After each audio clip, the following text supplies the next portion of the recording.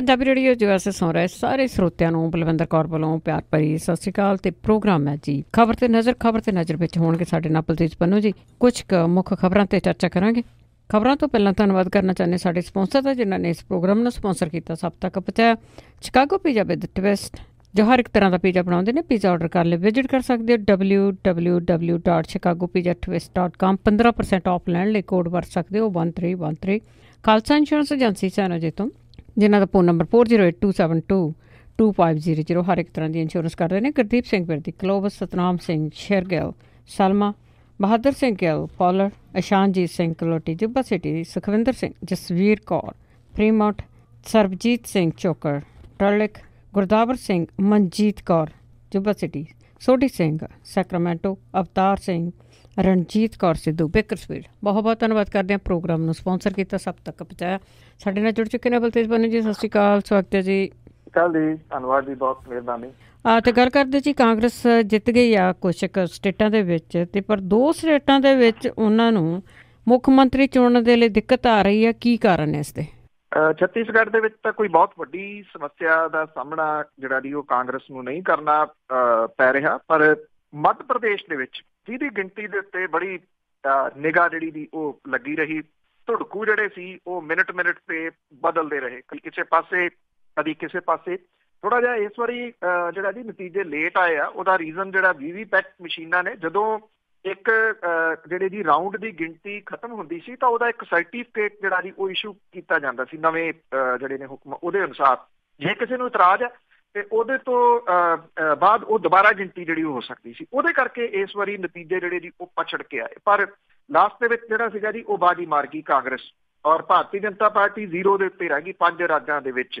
3 ਦੇ ਉੱਤੇ ਵੱਡੇ ਰਾਜ ਜਿਹੜੇ ਹਿੰਦੀ ਸਪੀਕਿੰਗ ਰਾਜ ਨੇ ਉਹਨਾਂ ਦੇ ਉੱਤੇ ਕਾਂਗਰਸ ਕਾਬਜ਼ ਹੋਈ। ਛੱਤੀਸਗੜ੍ਹ, ਮੱਧ ਪ੍ਰਦੇਸ਼, ਰਾਜਸਥਾਨ। ਛੱਤੀਸਗੜ੍ਹ ਦੇ ਵਿੱਚ ਤਾਂ ਕੋਈ ਸਮੱਸਿਆ ਬਹੁਤ ਵੱਡੀ ਨਹੀਂ ਆ, ਪਰ ਮੱਧ ਪ੍ਰਦੇਸ਼ ਦੇ ਵਿੱਚ ਬੇਸ਼ੱਕ ਕਮਲਨਾਥ ਮੁੱਖ ਮੰਤਰੀ ਦੇ ਅਹੁਦੇ ਦੇ ਸਭ ਤੋਂ ਮਜ਼ਬੂਤ ਦਾਅਵੇਦਾਰ ਹੈ, ਪਰ ਜਿਹੜੇ ਜੋਤਿਕ ਰਾਏ ਸਿੰਧੀਆ ਉਹਨੇ ਆਪਣੀ ਕੋਸ਼ਿਸ਼ ਜਿਹੜੀ ਜੀ ਉਹ ਛੱਡੀ ਨਹੀਂ ਹੈ, ਔਰ ਉਹਦੇ ਜਿਹੜੇ ਹਮਾਇਤੀ ਨੇ ਉਹ ਲਗਾਤਾਰ ਜਿਹੜਾ ਜੀ ਉੱਥੇ ਵੱਡੀਆਂ ਮੋਟਰਸਾਈਕਲ ਰੈਲੀਆਂ ਜਿਹੜੀਆਂ ਕੱਢ ਰਹੇ ਨੇ ਕਿ ਸਿੰਧੀਆ ਨੂੰ ਜਿਹੜਾ ਜੀ ਉਹ ਮੁੱਖ ਮੰਤਰੀ ਬਣਾਇਆ ਜਾਵੇ। ਉਹ ਨੌਜਵਾਨ ਜਿਹੜਾ ਜੀ ਉਹ ਆਗੂ ਆ ਔਰ ਉਹਨੇ ਬਹੁਤ ਕੰਮ ਮੱਧ ਪ੍ਰਦੇਸ਼ ਦੇ ਵਿੱਚ ਕੀਤਾ।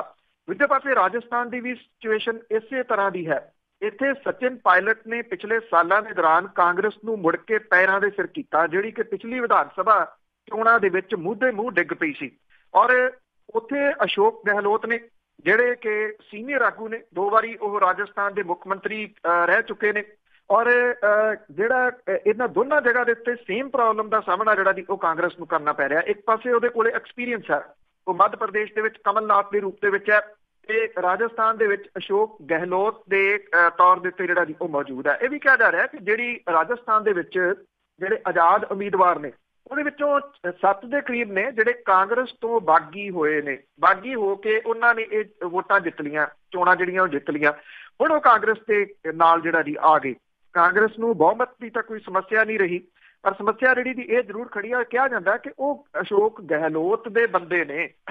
ਉਹ ਇਹ ਗੱਲ ਜਿਹੜੀ ਜੀ ਕਹਿ ਸਕਦਾ ਹੈ ਕਿ ਜੇ ਆਜ਼ਾਦ ਆਉਂਦੇ ਆ ਤੇ ਉਹਦੇ ਵਾਸਤੇ ਮੁੱਖ ਮੰਤਰੀ ਦੀ ਜਿਹੜੀ ਆ ਜੀ ਉਹ ਕੁਰਸੀ ਫਿਰ ਮੇਰੀ ਹੋਊਗੀ। ਹਾਲਾਂਕਿ ਕਿਸੇ ਜਗ੍ਹਾ ਤੋਂ ਕਿਸੇ ਕਿਸਮ ਦੀਆਂ ਰਿਪੋਰਟਾਂ ਤਾਂ ਸਾਹਮਣੇ ਨਹੀਂ ਆਈਆਂ ਕਿ ਕਿਤੇ ਦਾਅਵਾ ਜਿਹੜਾ ਜੀ ਇਹਨਾਂ ਨੇ ਕੀਤਾ ਹੋਵੇ, ਪਰ ਅੰਦਰ ਖਾਤੇ ਜੋੜ ਤੋੜ ਜਿਹੜੇ ਆ ਜੀ ਉਹ ਜ਼ਰੂਰ ਵੱਡੇ ਪੱਧਰ ਦੇ ਉੱਤੇ ਜਾਰੀ ਆ। ਕਾਂਗਰਸ ਜਿਹੜੀ ਆ ਜੀ ਉਹ 19 ਨੂੰ ਸਾਹਮਣੇ ਰੱਖ ਕੇ ਇਹਨਾਂ 2 ਸਟੇਟਾਂ ਦਾ ਫੈਸਲਾ ਜਿਹੜਾ ਜੀ ਉਹ ਕਰ ਸਕਦੀ ਆ, ਕਿਉਂਕਿ ਦੋਨਾਂ ਜਗ੍ਹਾ ਦੇ ਉੱਤੇ ਸਥਿਤੀ ਜਿਹੜੀ ਹੈ ਜੀ ਉਹ ਬੜੀ ਅਜੀਬੋ ਗਰੀਬ ਬਣੀ ਹੋਈ ਆ। ਉਹਦਾ ਕਾਰਨ ਇਹ ਹੈ ਕਿ ਜੇ ਤਾਂ ਉਹਨੇ ਯੂਥ ਵੋਟਾਂ ਨਾਲ ਰੱਖਣੀਆਂ ਨੇ, ਨੌਜਵਾਨ ਜਿਹੜੇ ਨੇ ਉਹਨਾਂ ਦੀ ਮੰਗ ਦੋਨਾਂ ਜਗ੍ਹਾ ਦੇ ਉੱਤੇ ਨੌਜਵਾਨ ਮੁੱਖ ਮੰਤਰੀ ਲਾਉਣ ਦੀ ਆ, ਪਰ ਜੇ ਉਹਨੇ ਤਜਰਬੇ ਤੋਂ ਜਿਹੜਾ ਜੀ ਉਹ ਕੰਮ ਲੈਣਾ ਤੇ ਫਿਰ ਉਹਦੇ ਕੋਲੇ ਤਜਰਬੇਕਾਰ 2 ਜਿਹੜੇ ਜੀ ਉਹ ਹੈਗੇ ਆ।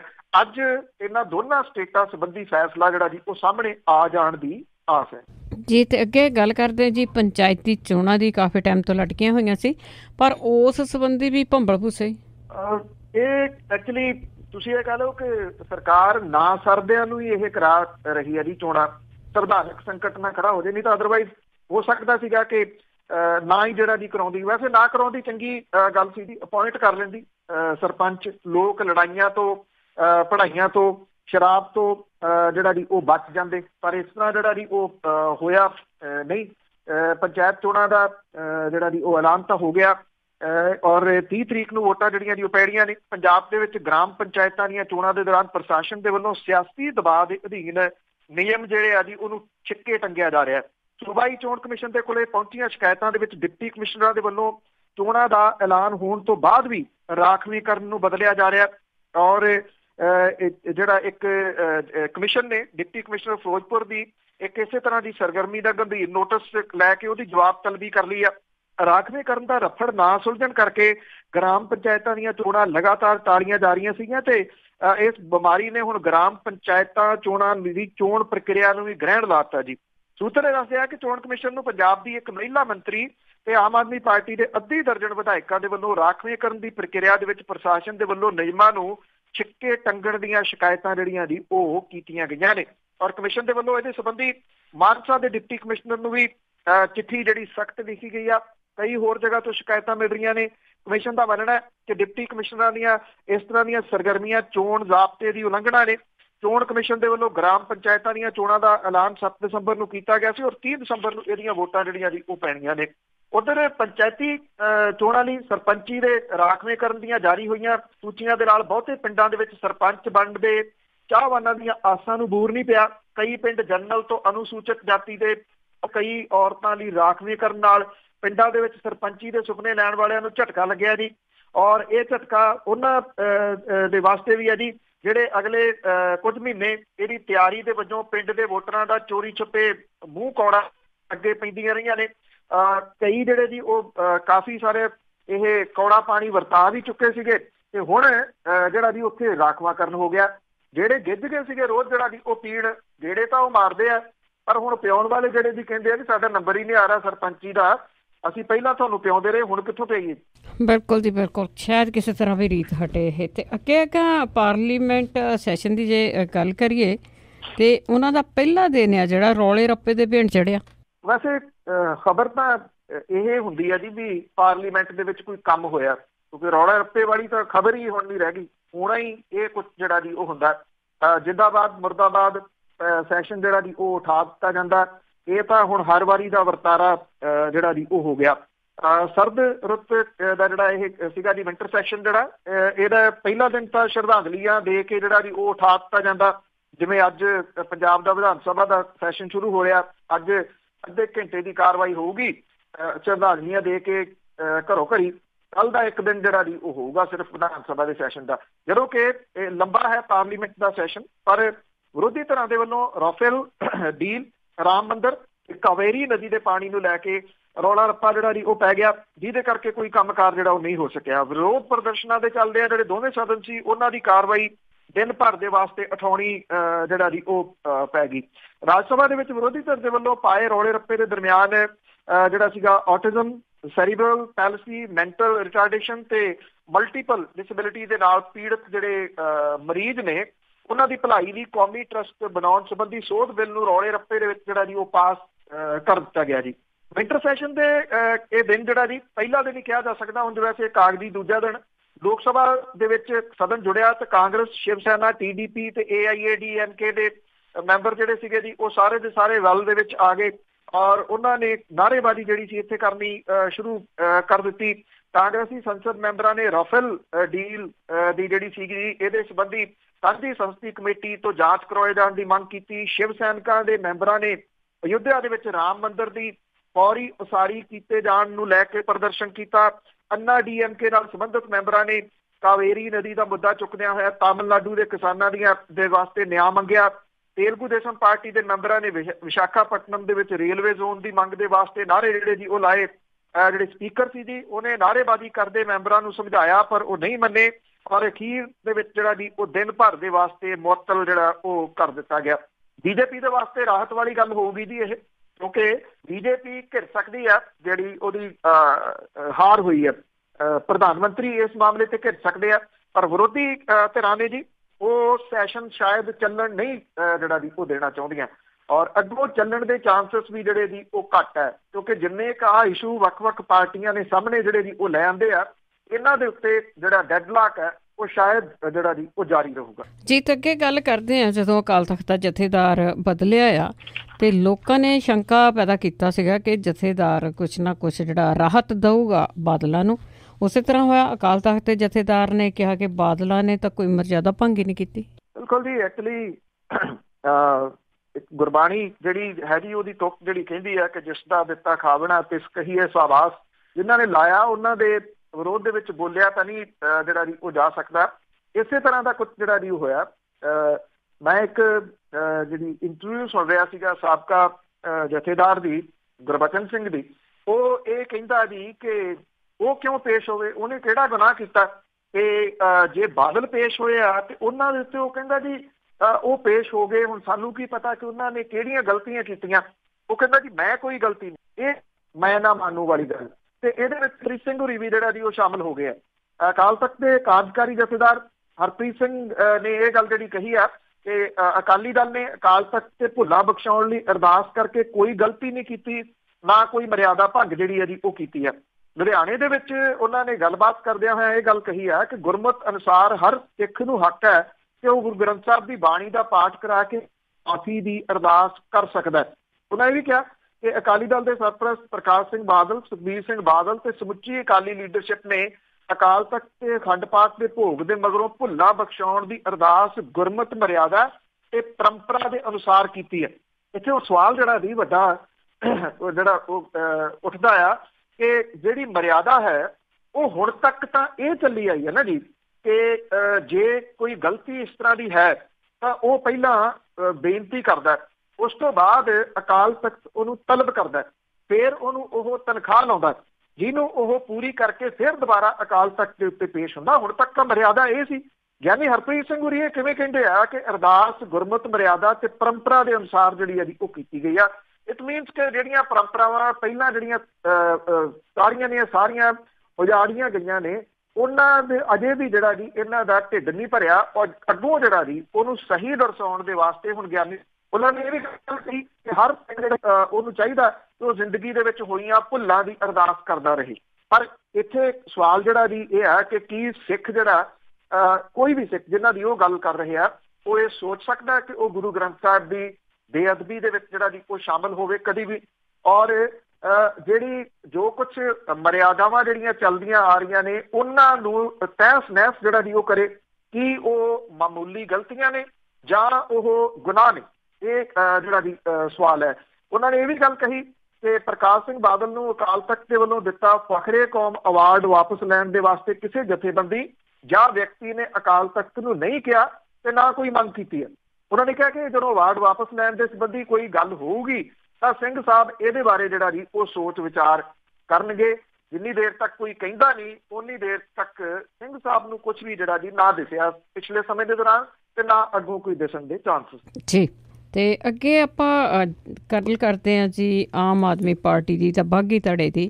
ਤੇ ਉਸ ਦੇ ਵਿੱਚ ਜੈ ਕਿਸ਼ਨ ਰੋੜੀ ਨੇ ਖਹਿਰਾ ਧੜੇ ਦੇ ਨਾਲ ਦੂਰੀ ਬਣਾਈ। ਤੋ ਅੱਜ ਵੈਸੇ ਵਿਧਾਨ ਸਭਾ ਦਾ ਸੈਸ਼ਨ ਜਿਹੜਾ ਜੀ ਉਹ ਸ਼ੁਰੂ ਹੋ ਰਿਹਾ।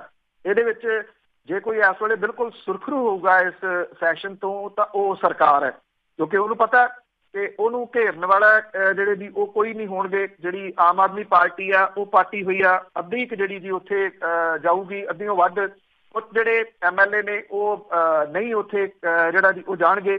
ਬੈਂਸ ਭਰਾਵਾਂ ਦੇ ਉੱਤੇ ਜਿਹੜਾ ਜੀ ਉਹ ਟੇਕ ਰਹੂਗੀ ਕਿ ਉਹ ਉੱਥੇ ਜਾਣਗੇ ਵਿਧਾਨ ਸਭਾ ਦੇ ਵਿੱਚ ਜਾਂ ਜਿਹੜਾ ਜੀ ਉਹ ਨਹੀਂ ਜਾਣਗੇ, ਕਿਉਂਕਿ ਵਿਧਾਨ ਸਭਾ ਦਾ ਸੈਸ਼ਨ ਜਿਹੜਾ ਚੱਲਣਾ ਆ ਉਹਦੇ ਵਿੱਚ ਜਿਹੜੀ ਗੱਲ ਕਰਕੇ ਵੱਡੇ ਪੱਧਰ ਦੇ ਉੱਤੇ ਮਸਲਾ ਔਰ ਔਨ ਰਿਕਾਰਡ ਉਠਾਇਆ ਜਾ ਸਕਦਾ। ਸੁਖਪਾਲ ਸਿੰਘ ਖਹਿਰਾ ਹੋਰਾਂ ਨੇ ਜਿਹੜਾ ਇਨਸਾਫ ਮਾਰਚ ਸ਼ੁਰੂ ਕੀਤਾ, ਜਿਹੜਾ ਕਿ ਸੰਗਰੂਰ ਦੇ ਵਿੱਚ ਇੰਨੀ ਦਿਨੀ ਹੈ ਔਰ ਪਟਿਆਲੇ ਤੱਕ ਆਉਣਾ। 16 ਤਰੀਕ ਨੂੰ ਉਹ ਪਟਿਆਲੇ ਦੇ ਵਿੱਚ ਜਿਹੜਾ ਜੀ ਹੋਣਗੇ ਔਰ ਇਹ ਕਿਹਾ ਜਾ ਰਿਹਾ ਕਿ ਪਟਿਆਲੇ ਦੇ ਵਿੱਚ ਜਿਹੜਾ ਜੀ ਸੁਖਪਾਲ ਸਿੰਘ ਖਹਿਰਾ ਹੋਰੀ ਜਿਹੜਾ ਜੀ ਕੋਈ ਵੱਡਾ ਐਲਾਨ ਕਰਨਗੇ। ਵੱਡਾ ਐਲਾਨ ਕੀ ਹੋ ਸਕਦਾ ਹੈ? ਸ਼ਾਇਦ ਨਵਾਂ ਸਿਆਸੀ ਫਰੰਟ ਜਿਹੜਾ ਜੀ ਉਹ ਖੜਾ ਕਰ ਸਕਦੇ ਆ। ਖਹਿਰਾ ਹੋਰਾਂ ਦੇ ਨਾਲ ਜੁੜੇ 7 ਵਿਧਾਇਕਾਂ ਦੇ ਵਿੱਚੋਂ ਜਿਹੜੇ ਜੀ 6 ਵਿਧਾਇਕ ਨੇ ਉਹ ਮਾਰਚ ਦੇ ਵਿੱਚ ਸ਼ਾਮਲ ਹੋਏ ਨੇ। ਕੋਈ ਜਿਹੜਾ ਸਟਾਰਟਿੰਗ ਦੇ ਵਿੱਚ ਕੋਈ ਜਿਹੜਾ ਬਾਅਦ ਦੇ ਵਿੱਚ ਚਲੇ। ਕੰਵਰ ਸੰਧੂ ਹੋਰੀ ਪਹਿਲੇ ਦਿਨ ਜਿਹੜਾ ਜੀ ਉਹ ਜ਼ਰੂਰ ਆਏ ਸਨ। ਡਾਕਟਰ ਗਾਂਧੀ ਹੋਰੀ ਪਹਿਲੇ ਦਿਨ ਜਿਹੜਾ ਜੀ ਉਹਨਾਂ ਦੇ ਨਾਲ ਆਏ ਸਨ। ਡਾਕਟਰ ਗਾਂਧੀ ਹੋਰਾਂ ਦੀ ਸਿਹਤ ਦੀ ਵਜ੍ਹਾ ਕਰਕੇ ਸ਼ਾਇਦ ਉਹ ਨਹੀਂ ਨਾਲ ਜਿਹੜਾ ਜੀ ਉਹ ਤੁਰ ਸਕੇ। ਦੂਸਰਾ ਪਾਰਲੀਮੈਂਟ ਦਾ ਸੈਸ਼ਨ ਹੋਣ ਕਰਕੇ ਵੀ ਉਹ ਨਾਲ ਜਿਹੜਾ ਜੀ ਉਹ ਨਹੀਂ ਤੁਰ ਸਕੇ। ਪਰ ਜਿਹੜੇ ਇੱਕ ਜੈ ਕਿਸ਼ਨ ਰੋੜੀ ਨੇ ਉਹਨਾਂ ਨੇ ਲਗਾਤਾਰ ਜਿਹੜੀ ਹੈ ਜੀ ਇਹਦੇ ਤੋਂ ਦੂਰੀ ਬਣਾਈ ਹੋਈ ਹੈ, ਜਿਹੜੇ ਕਿ ਪਹਿਲਾਂ ਸੁਖਪਾਲ ਸਿੰਘ ਖਹਿਰਾ ਹੋਰਾਂ ਨਾਲ ਸਨ। ਇਹਦੇ ਕਰਕੇ ਕਈ ਕਿਸਮ ਦੀਆਂ ਕਿਆਸ ਅਰਾਈਆਂ ਜਿਹੜੀਆਂ ਜੀ ਉਹ ਲਾਈਆਂ ਜਾ ਰਹੀਆਂ ਨੇ। ਜਿਹੜੇ ਰੋੜੀ ਨੇ ਜੀ ਉਹਨਾਂ ਨੇ ਹੁਣ ਤੱਕ ਇਹਦੇ ਤੋਂ ਇਨਸਾਫ ਮਾਰਚ ਤੋਂ ਦੂਰੀ ਜਿਹੜੀ ਹੈ ਜੀ ਉਹ ਬਣਾਈ ਰੱਖੀ ਆ। ਪਹਿਲਾਂ ਵੀ ਜੈ ਕਿਸ਼ਨ ਰੋੜੀ ਇੱਕ ਵਾਰੀ ਵਾਪਸ ਪਾਰਟੀ ਦੇ ਖੇਮੇ 'ਚ ਚਲੇ ਗਏ ਸੀਗੇ, ਪਰ ਬਾਅਦ ਦੇ ਵਿੱਚ ਮੁੜ ਕੇ ਫਿਰ ਸੁਖਪਾਲ ਸਿੰਘ ਖਹਿਰਾ ਹੋਰਾਂ ਦੇ ਧੜੇ ਦੇ ਨਾਲ ਜਿਹੜਾ ਜੀ ਉਹ ਆਣ ਜੁੜੇ। ਜਿਹੜੇ ਜੈ ਕਿਸ਼ਨ ਰੋੜੀ ਨੇ ਉਹ ਕਹਿੰਦੇ ਆ ਕਿ ਗੜ੍ਹ ਸ਼ੰਕਰ ਤੋਂ ਦੂਰ ਬੜਾ ਇਹ ਇਨਸਾਫ ਮਾਰਚ ਜਿਹੜਾ ਜੀ, ਕਿਉਂਕਿ ਇਨਸਾਫ ਮਾਰਚ ਜਿਹੜਾ ਜੀ ਸੁਖਪਾਲ ਸਿੰਘ ਖਹਿਰਾ ਹੋਰੀ ਬਠਿੰਡਾ ਤੋਂ ਪਟਿਆਲਾ ਤੱਕ ਹੀ ਜਿਹੜਾ ਜੀ ਕਰ ਰਹੇ ਨੇ, ਮਾਲਵੇ ਦੇ ਇੱਕ ਖਿੱਤੇ ਦੇ ਵਿੱਚ, ਕੋਈ 4 ਜਾਂ 5 ਡਿਸਟ੍ਰਿਕਟ ਦੇ ਵਿੱਚ ਹੀ। ਔਰ ਉਹ ਕਹਿੰਦੇ ਜੀ ਕਿ ਇਹ ਮੇਰੇ ਹਲਕੇ ਤੋਂ ਦੂਰ ਬਹੁਤ ਪੈਂਦਾ ਤੇ ਮੇਰੇ ਵਿਧਾਨ ਸਭਾ ਹਲਕੇ ਦੇ ਵਿੱਚ ਬਹੁਤ ਸਾਰੇ ਕੰਮ ਨੇ ਜਿਹੜੇ ਜੀ ਕਰਨ ਵਾਲੇ, ਸਰਗਰਮੀਆਂ ਨੇ, ਜਿਨ੍ਹਾਂ ਕਰਕੇ ਮੈਂ ਇਸ ਇਨਸਾਫ ਮਾਰਚ ਦੇ ਵਿੱਚ ਸ਼ਾਮਲ ਹੋਣ ਦੇ ਵਿੱਚ ਸਮਰੱਥ ਨਹੀਂ।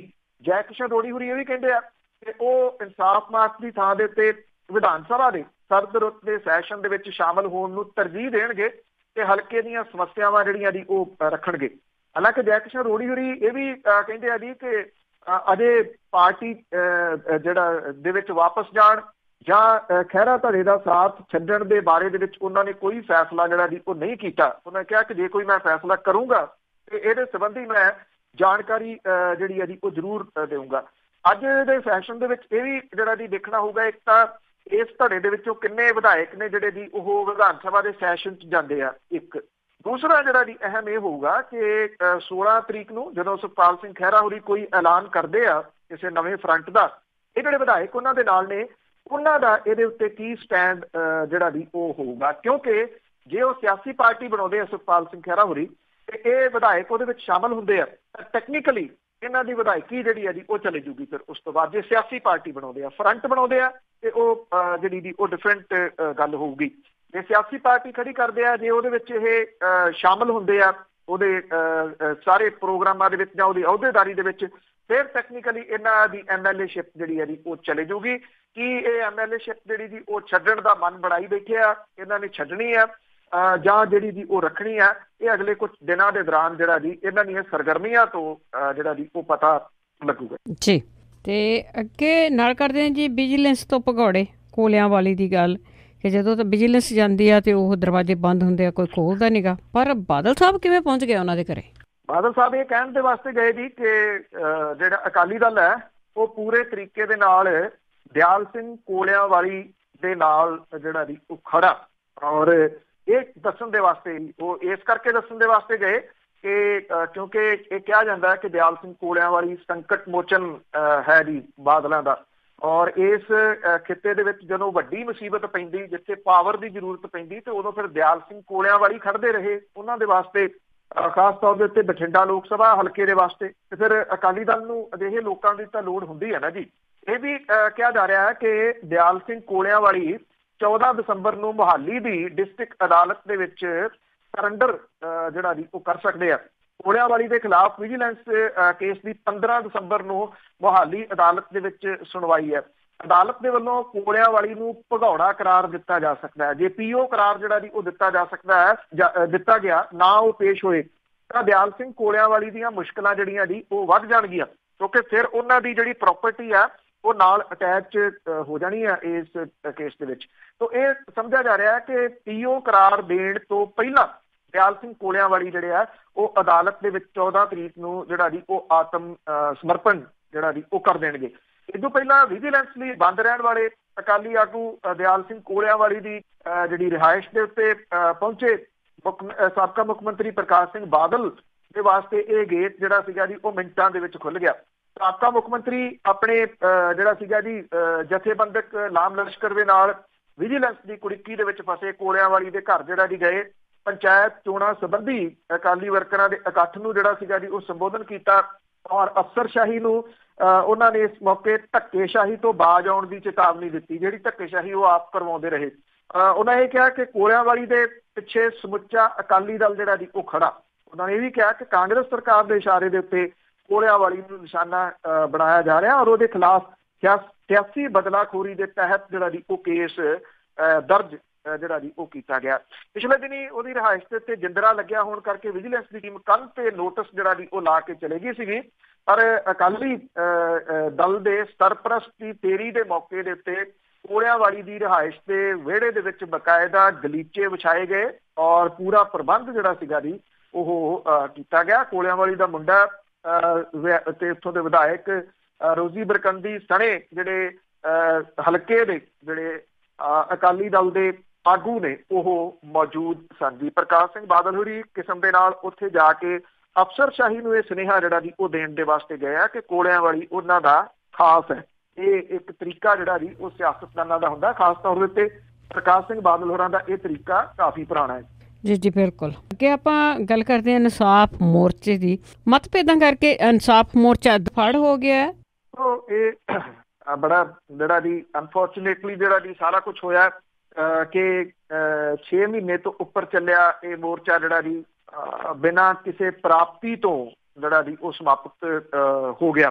ਹਾਲਾਂਕਿ ਜਿਹੜੇ ਲੋਕ ਕਹਿੰਦੇ ਆ ਕਿ ਕੁਝ ਵੀ ਨਹੀਂ ਮਿਲਿਆ, ਇਹ ਤਾਂ ਗੱਲ ਨਹੀਂ ਹੈਗੀ। ਕੁਝ ਤਾਂ ਜਿਹੜਾ ਜੀ ਪ੍ਰੈਸ਼ਰ ਸੀਗਾ ਉਹ ਬਣਾ ਕੇ ਰੱਖਿਆ ਇਸ ਮੋਰਚੇ ਨੇ। ਜਿੱਥੇ ਜਿਹੜੀ ਜਸਟਿਸ ਰਣਜੀਤ ਸਿੰਘ ਕਮਿਸ਼ਨ ਦੀ ਰਿਪੋਰਟ ਵਿਧਾਨ ਸਭਾ ਦੇ ਵਿੱਚ ਜੇ ਪੇਸ਼ ਹੋਈ, ਉਹਦੇ ਉੱਤੇ ਜਿਹੜਾ ਜੀ ਬਹਿਸ ਹੋਈ, ਇਹ ਇਸ ਮੋਰਚੇ ਦੀ ਪ੍ਰਾਪਤੀ ਜਿਹੜੀ ਜੀ ਉਹ ਕਹੀ ਜਾ ਸਕਦੀ ਹੈ। ਦੂਜਾ, ਅਕਾਲੀ ਦਲ ਬਾਦਲ ਦੇ ਵਾਸਤੇ ਤੁਸੀਂ ਇਹ ਕਹਿ ਲਓ ਇਹ ਮੁਸੀਬਤ ਬਣਿਆ ਰਿਹਾ ਮੋਰਚਾ। ਪਰ ਹੁਣ ਇਹ ਉੱਠ ਜਾਣ ਤੋਂ ਬਾਅਦ ਇੱਕ ਦੂਜੇ ਦੇ ਖਿਲਾਫ ਹੀ ਜਿਹੜਾ ਜੀ ਉਹ ਦੂਸ਼ਣਬਾਜ਼ੀ ਇਹਨਾਂ ਨੇ ਸ਼ੁਰੂ ਕਰ ਦਿੱਤੀ ਹੋਈ ਹੈ। ਬਲਜੀਤ ਸਿੰਘ ਦਾਦੂਵਾਲ ਹੋਰਾਂ ਨੇ ਇਹਦੀ ਸ਼ੁਰੂਆਤ ਜਿਹੜੀ ਜੀ ਉਹ ਕਰ ਦਿੱਤੀ। ਹਾਲਾਂਕਿ ਬਲਜੀਤ ਸਿੰਘ ਦਾਦੂਵਾਲ ਜਿਸ ਦਿਨ ਸਮਾਪਤ ਹੋਇਆ ਉੱਥੇ ਸਟੇਜ ਸਕੱਤਰ ਦੀ ਸੇਵਾ ਸੰਭਾਲ ਰਹੇ ਸੀ। ਲੰਮਾ ਚੌੜਾ ਲੈਕਚਰ ਵੀ ਉਹਨਾਂ ਨੇ ਉੱਥੇ ਕੀਤਾ। ਜਦੋਂ ਧਿਆਨ ਸਿੰਘ ਮੰਡ ਹੋਰਾਂ ਨੇ ਜਿਹੜਾ ਜੀ ਉੱਥੇ ਇਹ ਮੋਰਚਾ ਸਮਾਪਤ ਕਰਨ ਦੀ ਗੱਲ ਕੀਤੀ ਸੀਗੀ ਤਾਂ ਉਦੋਂ ਬਲਜੀਤ ਸਿੰਘ ਦਾਦੂਵਾਲ ਹੋਰੀ ਨਹੀਂ ਬੋਲੇ, ਕੋਈ ਵੀ ਉਦੋਂ ਨਹੀਂ ਬੋਲਿਆ ਜਿਹੜੇ ਵੀ ਉੱਥੇ ਬੋਲਣ ਵਾਲੇ ਸੀ। ਜਦੋਂ ਇਹਦਾ ਜਿਹੜਾ ਸੀਗਾ ਜੀ ਲੋਕਾਂ ਦੇ ਮਨਾਂ ਦੇ ਵਿੱਚ ਇਹਨੂੰ ਲੈ ਕੇ ਘੁਸਰ ਮੁਸਰ ਜਿਹੜੀ ਜੀ ਹੋਣੀ ਸ਼ੁਰੂ ਹੋ ਗਈ ਤੇ ਸੋਸ਼ਲ ਮੀਡੀਆ ਦੇ ਉੱਤੇ ਇਹਦਾ ਵਿਰੋਧ ਹੋਣਾ ਸ਼ੁਰੂ ਹੋ ਗਿਆ ਤੇ ਇਹ ਆਗੂ ਜਿਹੜੇ ਸੀਗੇ ਜੀ ਦੂਜੇ ਪਾਸੇ ਆਣ ਕੇ ਖੜ ਗਏ। ਇਹ ਕਹਿ ਦਿੱਤਾ ਕਿ ਧਿਆਨ ਸਿੰਘ ਮੰਡ ਹੋਰਾਂ ਨੇ ਆਪ ਹੁਦਰੀਆਂ ਜਿਹੜੀਆਂ ਜੀ ਉਹ ਕੀਤੀਆਂ ਨੇ। ਧਿਆਨ ਸਿੰਘ ਮੰਡ ਹੋਰੀ ਕਹਿੰਦੇ ਕਿ ਮੋਰਚਾ ਸਮਾਪਤ ਨਹੀਂ ਹੋਇਆ, ਇਹਦੇ ਅਗਲਾ ਪੜਾਅ ਜਿਹੜਾ ਜੀ ਉਹ ਅਸੀਂ ਐਲਾਨ ਕਰਾਂਗੇ। 20 ਤਰੀਕ ਨੂੰ ਉਹਨਾਂ ਨੇ ਮੀਟਿੰਗ ਜਿਹੜੀ ਹੈ ਜੀ ਉਹ ਸੱਦੀ ਹੈ। ਪਰ ਲਗਭਗ ਜਿਹੜਾ ਜੀ ਇਹ ਲੱਗ ਰਿਹਾ ਕਿ ਧਿਆਨ ਸਿੰਘ ਮੰਡ ਤੇ ਬਲਜੀਤ ਸਿੰਘ ਦਾਦੂਵਾਲ ਦੇ ਵਿਚਾਲੇ ਵੱਡੇ ਮਤਭੇਦ ਜਿਹੜੇ ਆ ਜੀ ਉਹ ਉੱਭਰ ਆਏ ਆ।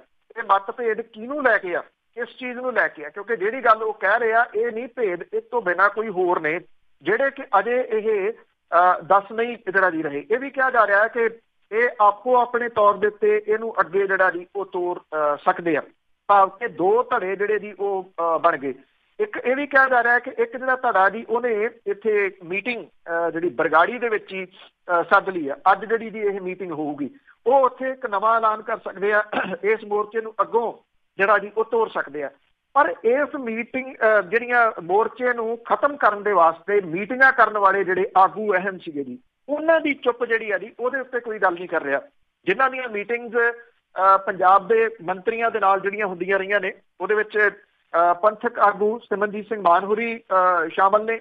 ਉਹਦੇ ਵਿੱਚ ਉਹਨਾਂ ਦੇ ਨਾਲ ਗੁਰਦੀਪ ਸਿੰਘ ਬਠਿੰਡਾ ਹੋਰੀ ਜਿਹੜੇ ਵੀ ਉਹ ਸਾਥ ਦਿੰਦੇ ਰਹੇ ਨੇ। ਇਹ ਮੀਟਿੰਗਾਂ ਤਕਰੀਬਨ ਕਈ ਹੋਈਆਂ ਨੇ, ਦਰਜਨ ਦੇ ਕਰੀਬ ਜਿਹੜੀਆਂ ਉਹ ਦੱਸੀਆਂ ਜਾ ਰਹੀਆਂ ਨੇ। ਹੁਣ ਇਹਨਾਂ ਮੀਟਿੰਗ ਦੇ ਵਿੱਚ ਅੰਦਰ ਖਾਤੇ ਕੀ ਬੁਣਤੀ ਜਿਹੜੀ ਜੀ ਉਹ ਬੁਣੀ ਗਈ, ਇਹ ਇੱਕ ਭੇਦ ਆ ਜੀ ਜਿਹੜਾ ਅਜੇ ਤਾਂ ਸ਼ਾਇਦ ਸਾਹਮਣੇ ਨਾ ਆਵੇ। ਆਉਣ ਵਾਲੇ ਸਮੇਂ ਦੇ ਦੌਰਾਨ ਇਹ ਜਿਹੜਾ ਜੀ ਸਾਹਮਣੇ ਜ਼ਰੂਰ ਆ ਸਕਦਾ ਹੈ ਕਿ ਕੀ ਦੇ ਲੈ ਕੇ ਸਮਝੌਤਾ ਕੀਤਾ ਗਿਆ। ਕੁਛ ਤੇ ਜ਼ਰੂਰ ਹੋਇਆ ਜੀ, ਕਿਸ ਤਰ੍ਹਾਂ ਸੰਗਤਾਂ ਨੂੰ ਬੁੱਧੂ ਬਣਾਉਂਦੀਆਂ ਗੱਲਾਂ, ਜਿਸ ਤਰ੍ਹਾਂ ਇਹਨਾਂ ਦੇ ਮਤਭੇਦ ਹੋਏ ਆ। ਇਨਸਾਫ ਮੋਰਚਾ ਇਹਨਾਂ ਨੇ ਖਤਮ ਹੀ ਕਰ ਦਿੱਤਾ ਹੈ। ਕੀ ਇਨਸਾਫ ਮਾਰਚ ਤੇ ਤਾਂ ਨਹੀਂ ਇਸਦਾ ਕੋਈ ਵੀ ਅਸਰ? ਨਹੀਂ, ਬਹੁਤ ਜ਼ਿਆਦਾ ਤਾਂ ਨਹੀਂ, ਕਿਉਂਕਿ ਇਸ ਤਰ੍ਹਾਂ ਹੈ ਜੀ ਕਿ ਇਨਸਾਫ ਮਾਰਚ ਜਿਹੜਾ ਸਤਪਾਲ ਸਿੰਘ ਖਹਿਰਾ ਹੋਰੀ ਕੱਢ ਰਹੇ ਆ ਉਹਦੇ ਉੱਤੇ ਜਿਹੜੀਆਂ ਕੁਝ ਵੱਡੀਆਂ ਖਬਰਾਂ ਸੀਗੀਆਂ ਨਾ ਜੀ ਉਹ ਜ਼ਿਆਦੀਆਂ ਆ ਗਈਆਂ। ਇਸ ਕਰਕੇ ਉਹ ਖਬਰਾਂ ਜਿਹੜੀਆਂ ਛੋਟੀਆਂ ਹੋ ਗਈਆਂ ਉਹਦੀਆਂ।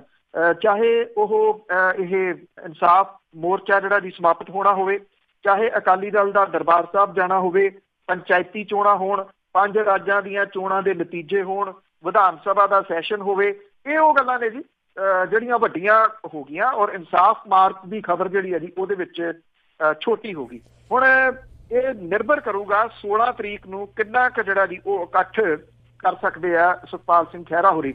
ਔਰ ਇਹ ਇਕੱਠ ਜਿਹੜਾ ਡਾਕਟਰ ਗਾਂਧੀ ਹੋਰਾਂ ਦੇ ਉੱਤੇ ਬਹੁਤਾ ਨਿਰਭਰ ਕਰੂਗਾ, ਕਿਉਂਕਿ ਪਟਿਆਲਾ ਲੋਕ ਸਭਾ ਹਲਕੇ ਨੂੰ ਰਿਪਰੈਜ਼ੈਂਟ ਕਰਦੇ ਆ ਪਰ ਉਹ ਆਪ ਪਾਰਲੀਮੈਂਟ ਦੇ ਵਿੱਚ ਨੇ ਜੀ। ਉਹ ਕਿੰਨੀ ਇਹਦੇ ਵਾਸਤੇ ਐਫਰਟ ਕਰਦੇ ਆ, ਇਹ ਸਵਾਲ ਹੈ ਜੀ। ਉਹ ਪਹਿਲੇ ਦਿਨ ਜ਼ਰੂਰ ਗਏ ਸੀ, ਉਸ ਤੋਂ ਬਾਅਦ ਉਹਨਾਂ ਦੀ ਦੂਰੀ ਜਿਹੜੀ ਹੈ ਜੀ ਉਹ ਕਾਇਮ ਹੈ। ਬਿਲਕੁਲ ਜੀ, ਅਖਬਾਰਾਂ ਦੇ ਵਿੱਚ ਵੀ ਕੁਛ ਲੱਭ ਨਹੀਂ ਰਿਹਾ ਕਿ ਕੁਛ ਮਾਰਚ ਬਾਰੇ ਹੋਵੇ। ਤੇ ਅੱਗੇ ਆਪਾਂ ਗੱਲ ਕਰਦੇ ਹਾਂ ਪਿੰਡਾਂ ਦੇ ਲੋਕਾਂ ਦੀ ਮੁਸੀਬਤ ਦੀ। ਧਰਤੀ ਹੇਠਲਾ ਪੀਣ ਵਾਲਾ ਪਾਣੀ ਬਣਿਆ ਮੁਸੀਬਤ। ਪੰਜਾਬ ਦੇ ਪਿੰਡਾਂ ਦੇ ਲੋਕਾਂ ਦੇ ਜੋੜਾਂ ਦੇ ਵਿੱਚ ਧਰਤੀ ਹੇਠਲਾ ਪਾਣੀ ਜਿਹੜਾ ਦੀ ਉਹ ਵਹਿਣ ਲੱਗਿਆ। ਇਹਦੇ ਵਾਸਤੇ ਜਿਹੜੀਆਂ ਪ੍ਰੈਗਨੈਂਟ ਔਰਤਾਂ ਨੇ ਤੇ ਬੱਚੇ ਸਭ ਤੋਂ ਵੱਧ ਨਿਸ਼ਾਨਾ ਜਿਹੜਾ ਦੀ ਉਹ ਬਣ ਰਿਹਾ। ਧਰਤੀ ਹੇਠਲੇ ਪਾਣੀ ਦੇ ਵਿੱਚ ਫਲੋਰਾਈਡ ਦੀ ਜਿਹੜੀ ਜ਼ਿਆਦਾ ਮਾਤਰਾ ਹੈ ਜੀ ਉਹ ਹੱਡੀਆਂ ਨੂੰ ਖੋਰਾ ਲਾ ਰਹੀ ਹੈ। ਪੰਜਾਬ ਦੇ 411 ਪਿੰਡ ਸ਼ਨਾਖਤ ਕੀਤੇ ਗਏ ਆ ਜਿਨ੍ਹਾਂ ਦੇ ਵਿੱਚ ਫਲੋਰਾਈਡ ਦੀ ਜ਼ਿਆਦਾ ਮਾਤਰਾ ਪਾਈ ਗਈ ਆ। ਫਲੋਰੋਸਿਸ ਦੇ ਕੰਟਰੋਲ ਤੇ ਰੋਕਥਾਮ ਦੇ ਕੇਂਦਰੀ ਪ੍ਰੋਗਰਾਮ ਦੇ ਤਹਿਤ ਪੰਜਾਬ ਦੇ ਜ਼ਿਲ੍ਹਾ ਸੰਗਰੂਰ, ਫਿਰੋਜ਼ਪੁਰ ਦੇ ਵਿੱਚ ਸਰਵੇਖਣ ਕੀਤਾ ਗਿਆ। ਉਹਦੇ ਤੱਥ ਜਿਹੜੇ ਆ ਜੀ ਉਹ ਚਿੰਤਾ ਪੈਦਾ ਕਰਨ ਵਾਲੇ ਆ। Punjab state council for science and technology ਦੇ ਅਧਿਐਨ ਨੇ ਇਸ਼ਾਰਾ ਜਿਹੜਾ ਜੀ ਕੀਤਾ ਕਿ ਪੇਂਡੂ ਪੰਜਾਬ ਦੇ ਧਰਤੀ ਹੇਠਲੇ ਪਾਣੀਆਂ ਦੇ ਵਿੱਚ ਫਲੋਰਾਈਡ ਦੀ ਵੱਧ ਮਾਤਰਾ ਪ੍ਰੈਗਨੈਂਟ ਔਰਤਾਂ ਦੇ ਵਿੱਚ ਖੂਨ ਦੀ ਕਮੀ ਦਾ ਕਾਰਨ ਬਣ ਰਹੀ ਆ। ਇਹ ਵੀ ਕਿਹਾ ਜਾ ਰਿਹਾ ਜੀ ਕਿ ਕਈ ਕੇਂਦਰੀ ਪ੍ਰੋਗਰਾਮ ਦੇ ਤਹਿਤ ਜਿਹੜੀਆਂ ਦੀ ਗਤੀਵਿਧੀਆਂ ਚਲਾਈਆਂ ਜਾ ਰਹੀਆਂ ਨੇ। ਇਹ ਤਹਿਤ ਪੰਜਾਬ ਦੇ ਡਿਸਟ੍ਰਿਕਟ ਫਿਰੋਜ਼ਪੁਰ ਤੇ ਸੰਗਰੂਰ ਦੀ ਚੋਣ ਕੀਤੀ ਗਈ ਆ। ਦੋਵਾਂ ਜ਼ਿਲ੍ਹਿਆਂ ਦੇ 897 ਸਕੂਲਾਂ ਦਾ ਸਰਵੇਖਣ ਕੀਤਾ ਗਿਆ। 4216 ਕਮਿਊਨਿਟੀ ਸਰਵੇਖਣ ਕੀਤੇ ਗਏ। ਇਹਨਾਂ ਦੋਵਾਂ ਜ਼ਿਲ੍ਹਿਆਂ ਦੇ ਵਿੱਚ ਸਕੂਲੀ ਬੱਚਿਆਂ ਤੇ ਵੱਡੀ ਉਮਰ ਦੇ ਲੋਕਾਂ ਦੇ ਜਿਹੜੇ ਪਿਸ਼ਾਬ ਦੇ ਨਮੂਨੇ ਸੀ ਲਏ ਗਏ। 4243 ਨਮੂਨਿਆਂ ਦੇ ਵਿੱਚ ਫਲੋਰਾਈਡ ਦੀ ਵਧੇਰੇ ਮਾਤਰਾ ਪਾਈ ਗਈ ਜਿਹੜੀ ਕਿ 70% ਬਣਦੀ ਆ। ਔਰ ਦੋਨਾਂ ਜ਼ਿਲ੍ਹਿਆਂ ਦੇ ਵਿੱਚ ਧਰਤੀ ਹੇਠਲੇ ਪਾਣੀ ਦੇ 3554 ਨਮੂਨੇ ਲਏ ਗਏ। ਇਹਦੇ ਵਿੱਚੋਂ 653 ਨਮੂਨਿਆਂ ਦੇ ਵਿੱਚ ਫਲੋਰਾਈਡ ਜ਼ਿਆਦਾ ਪਾਇਆ ਗਿਆ। ਸੰਗਰੂਰ ਦੇ 768 ਸਕੂਲਾਂ ਤੇ ਲੋਕਾਂ ਦੇ ਜਿਹੜੇ ਪਿਸ਼ਾਬ ਦੇ ਨਮੂਨੇ ਸੀ ਉਹ ਲਏ ਗਏ ਤਕਰੀਬਨ 3500। ਇਹਦੇ ਵਿੱਚੋਂ 2609 ਦੇ ਵਿੱਚ ਜ਼ਿਆਦਾ ਫਲੋਰਾਈਡ ਜਿਹੜਾ ਦੀ ਪਾਇਆ ਗਿਆ। ਇਸੇ ਤਰੀਕੇ ਨਾਲ ਫਿਰੋਜ਼ਪੁਰ ਦੇ 129 ਸਕੂਲਾਂ ਦੇ ਵਿੱਚੋਂ 2618 ਨਮੂਨਿਆਂ ਦੇ ਵਿੱਚੋਂ 1634 ਫਲੋਰਾਈਡ ਤੋਂ ਜਿਹੜਾ ਦੀ ਵਧੇਰੇ ਪ੍ਰਭਾਵਿਤ ਜਿਹੜੇ ਸੀ ਉਹ ਪਾਏ ਗਏ। ਦੇਖੋ ਕਹਿਣ ਨੂੰ ਕਾਗਜ਼ਾਂ ਦੇ ਵਿੱਚ ਬਹੁਤ ਕੁਝ ਜਿਹੜਾ ਦੀ ਉਹ ਚੱਲ ਰਿਹਾ। ਇਹਦਾ ਜ਼ਿਆਦਾ ਅਸਰ ਜਿਹੜਾ ਦੀ 12 ਸਾਲ ਤੱਕ ਦੀ ਉਮਰ ਦੇ ਬੱਚਿਆਂ ਦੇ ਉੱਤੇ ਦੇਖ ਰਿਹਾ ਜਿਹੜਾ ਕਿ ਧਰਤੀ ਹੇਠਲਾ ਪਾਣੀ ਜਿਹੜਾ ਦੀ ਉਹ ਪੀਂਦੇ ਆ। ਜਿਹੜਾ ਦੰਦਾਂ ਦੇ ਉੱਤੇ ਭੱਦੇ ਨਿਸ਼ਾਨ ਤੇ ਪੀਲਾਪਨ ਜਿਹੜਾ ਦੀ ਉਹ ਵੱਧ ਰਿਹਾ ਇਹ ਫਲੋਰਾਈਡ ਦੀ ਵਜ੍ਹਾ ਕਰਕੇ ਜਿਹੜਾ ਦੀ। ਔਰ ਜਿਹੜਾ ਇਹ ਕਿਹਾ ਜਾ ਰਿਹਾ ਕਿ ਬਦਲਵੇਂ ਪ੍ਰਬੰਧ ਜਿਹੜੇ ਆ ਜੀ ਉਹ ਕੀਤੇ ਜਾ ਰਹੇ ਆ। ਪੰਜਾਬ ਸਰਕਾਰ ਕਹਿੰਦੀ ਹੈ ਕਿ ਪਿੰਡਾਂ ਤੇ ਸ਼ਹਿਰਾਂ ਦੇ ਵਿੱਚ RO ਪਲਾਂਟ ਲਾਏ ਗਏ ਆ। ਜਲ ਸਪਲਾਈ ਵਿਭਾਗ ਨੇ 411 ਪਿੰਡਾਂ ਦੇ ਵਿੱਚੋਂ 204 ਪਿੰਡਾਂ ਨੂੰ ਜਲ ਸਕੀਮਾਂ ਦੇ ਤਹਿਤ ਕਵਰ ਕੀਤਾ। ਇਹ ਗੱਲਾਂ ਉਹ ਨੇ ਜੀ ਜਿਹੜੀਆਂ ਕਾਗਜ਼ਾਂ ਦੇ ਵਿੱਚ ਚੰਗੀਆਂ ਲੱਗਦੀਆਂ ਨੇ। ਕਾਗਜ਼ਾਂ ਦੀ ਖਾਨਾ ਪੂਰਤੀ ਜਿਹੜੀ ਜੀ ਉਹ ਕੀਤੀ ਜਾਂਦੀ ਆ। 5 ਆਬ 5 ਦਰਿਆਵਾਂ ਦੀ ਜਿਹੜੀ ਜੀ ਉਹ ਧਰਤੀ ਹੇਠ ਗੰਦ ਸੁੱਟ ਕੇ ਲੋਕਾਂ ਨੇ ਅਜਿਹੀ ਸਥਿਤੀ ਜਿਹੜੀ ਜੀ ਉਹ ਪੈਦਾ ਕਰ ਲਈ। ਔਰ ਇਹਦੇ ਉੱਤੇ ਇੰਡੀਵਿਜੂਅਲ ਤੌਰ ਦੇ ਉੱਤੇ ਜੇ ਆਪਾਂ ਕਹੀਏ ਤਾਂ ਕੋਈ ਵੀ ਜਿਹੜਾ ਜੀ ਘੱਟ ਨਹੀਂਗਾ ਜੀ। ਹਰ ਬੰਦੇ ਨੇ ਆਪਣਾ ਰੋਲ ਨਿਭਾਇਆ ਤੇ ਇਹ ਹੁਣ ਭੁਗਤਣਾ ਪਊਗਾ ਜੀ ਸਭ ਨੂੰ। ਜੀ ਬਹੁਤ ਬਹੁਤ ਧੰਨਵਾਦ ਬਲਤੇਜ ਪੰਨੂ ਜੀ। ਮਿਹਰਬਾਨੀ ਜੀ, ਧੰਨਵਾਦ ਜੀ, ਸਤਿ ਸ਼੍ਰੀ ਅਕਾਲ। ਸਤਿ ਸ਼੍ਰੀ ਅਕਾਲ ਜੀ। ਤੇ ਸਰੋਤੇ ਸਨ ਬਲਤੇਜ ਪੰਨੂ ਜੋ ਸਾਡੇ ਨਾਲ ਜੁੜਦੇ ਨੇ, ਕਰਦੇ ਨੇ ਖਬਰਾਂ। ਇਸੇ ਦੇ ਨਾਲ ਸਾਡਾ ਅੱਜ ਦਾ ਬੁਲਟਨ ਇੱਥੇ ਹੀ ਸਮਾਪਤ। ਮਲਵਿੰਦਰ ਕੌਰ ਵੱਲੋਂ ਆਪ ਸਭ ਨੂੰ ਹੀ ਪਿਆਰ ਭਰੀ ਸਤਿ ਸ਼੍ਰੀ ਅਕਾਲ।